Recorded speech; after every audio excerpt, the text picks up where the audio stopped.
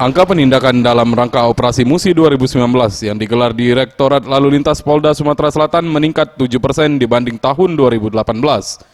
Diketahui, jumlah pengendara yang terjaring razia di seluruh jajaran Polres Kabupaten Kota Sumatera Selatan tercatat sebanyak 7.799 pelanggar yang dihukum tilang polisi.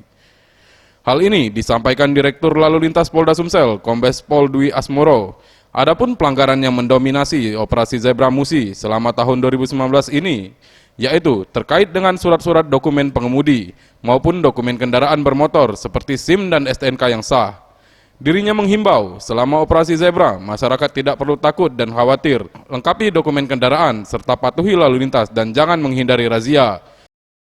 Ya, terima kasih untuk pelaksanaan Operasi Zebra sampai dengan kemarin tanggal 30 Oktober 2019 sudah terdapat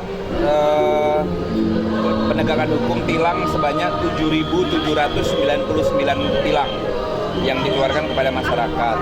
Ini mengalami kenaikan 7% dibandingkan tahun lalu.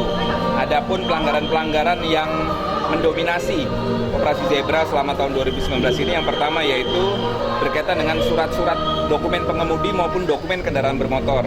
Kemudian yang kedua yaitu penggunaan helm, safety belt, kemudian anak di bawah umur dan melawan arus. Itu adalah pelanggaran-pelanggaran yang mendominasi 7.799 pelanggar. Welia Aep, Sriwijaya TV.